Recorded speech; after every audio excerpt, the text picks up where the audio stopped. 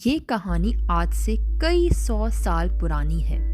कहा जाता है कि एक मुल्क में एक बादशाह हुकूमत किया करता था जो कि अपने इंसाफ, रहमदिली और खुश इखलाकी की वजह से पूरे मुल्क में मशहूर था। उसकी रियाया ना सिर्फ उससे मोहब्बत करती थी बल्कि उसका एहतराम भी करती थी। इसके बावजूद जैसे जैसे वक्त गुजरता जा रहा था, बादशाह उदास और परेशान रहने लगा क्योंकि उसका कोई बेटा नहीं था। उसे अब ये फिक्र सताने लगी कि अगर मैं मर गया तो मेरे बाद मेरी हुकूमत कौन संभालेगा। इस वजह से उसने 7 शादियां कर ली लेकिन कोई फ़र्क ना पड़ा। उसे इसके एक बहुत ही करीब वज़ीर ने मशवरा दिया कि फ़लाँ गांव में एक बाबा रहता है जो कि बहुत ही पहुंचा हुआ है। अगर तुम उसके पास जाओगे तो हो सकता है वो तुम्हारी मुश्किल हल कर दे।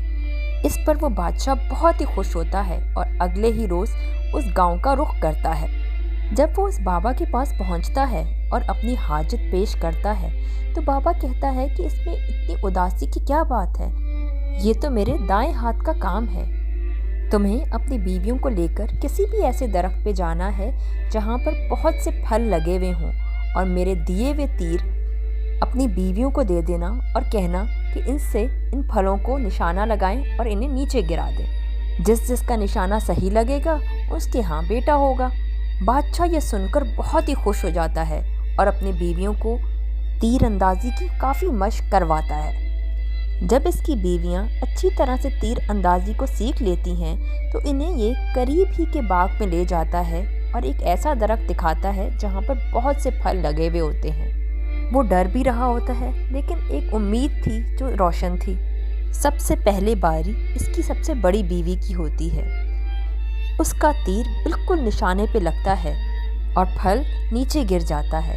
इसी तरह से दूसरी, तीसरी, चौथी, पांचवी और छठी बीवी सबके निशाने बिल्कुल दुरुस्त लगते हैं। और 7वीं बीवी जो सबसे छोटी थी और बादशाह को सबसे ज़्यादा अजीज़ थी, उसकी बारी आती है और वो निशाना लेती है तो जब फल नीचे गिरता है वो आधा खाया हुआ होता है, जिस पर वो थोड़ी सी परेशान हो जाती है।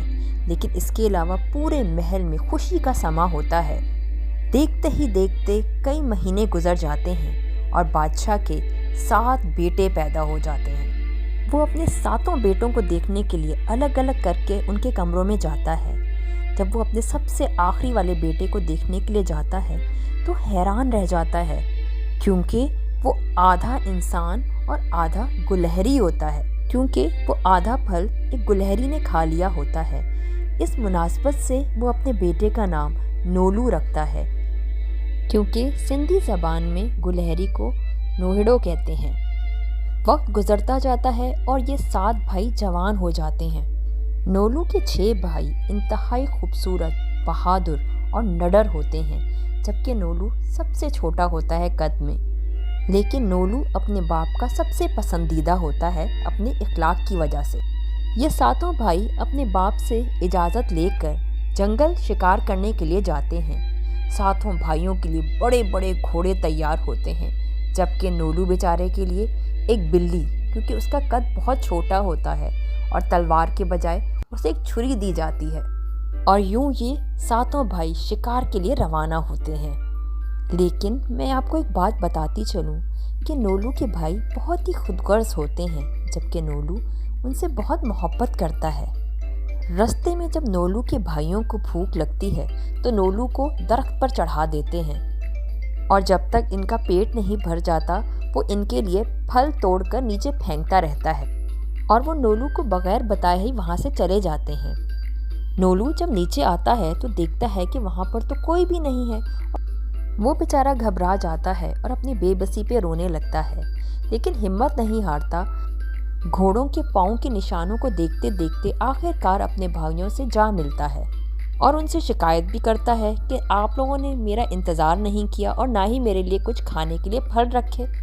बजाय शर्मिंदा होने के उसके भाई कहते हैं कि ये पास ही कुआं है, अब हमें यहाँ से पानी भी निकाल दो।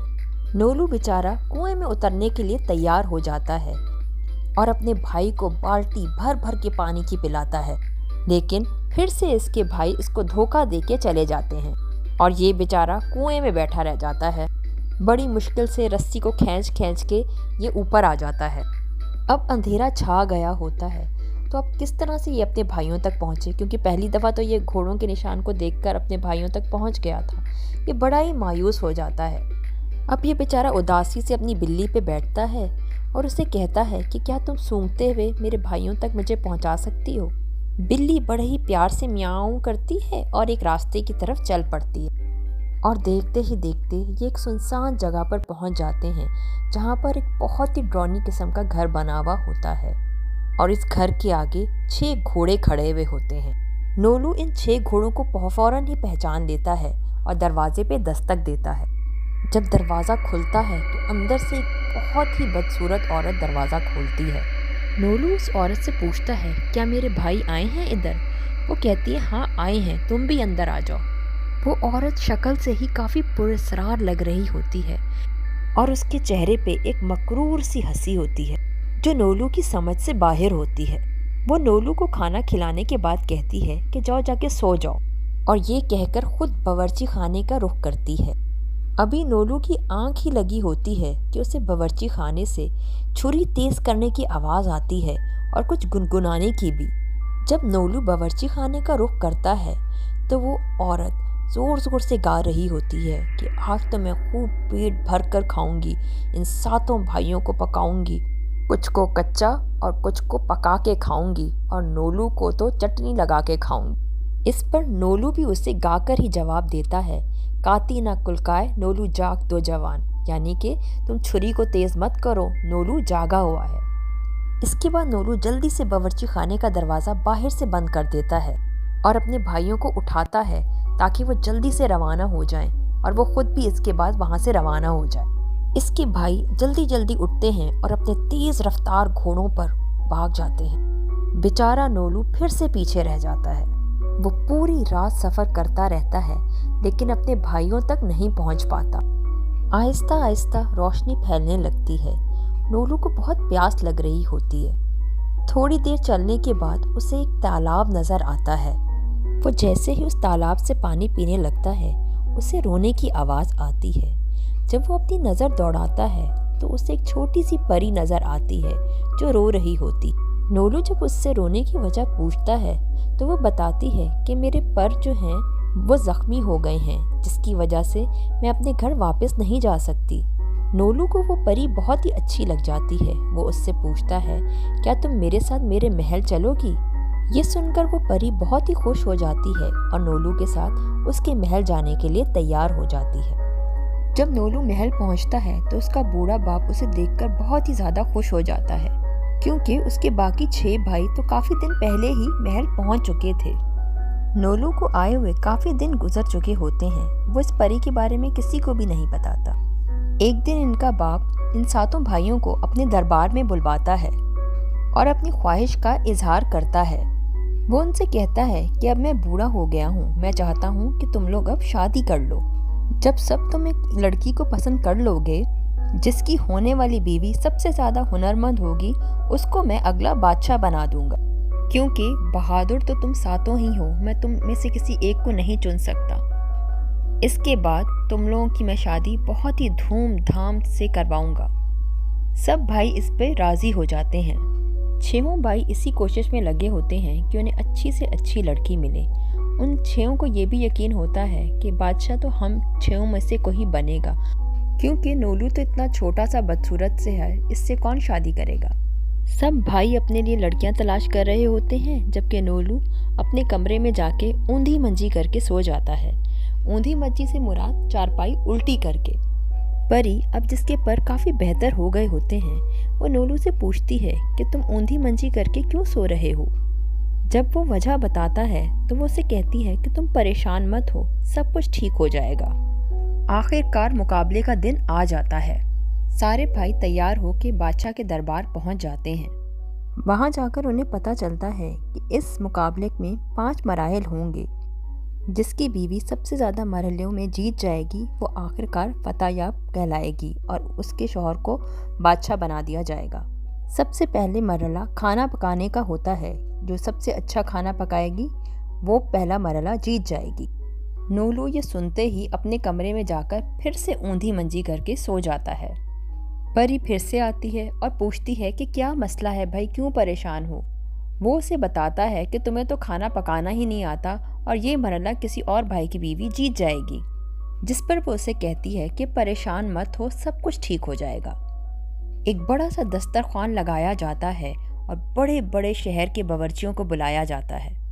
ایک ایک کر کے 7 بھائیوں کی ہونے والی بیویاں اپنا بنایا ہوا کھانا ان باورچیوں کو کھلاتی ہیں۔ کچھ کا کھانا تو ٹھیک ہوتا ہے لیکن کچھ بہت ہی بدمزہ کھانا پکاتی ہیں، لیکن جب آخری کھانا سب ان کے سامنے پیش کیا جاتا ہے تو سارے باورچی اپنا ہاتھ چاٹنے لگ جاتے ہیں۔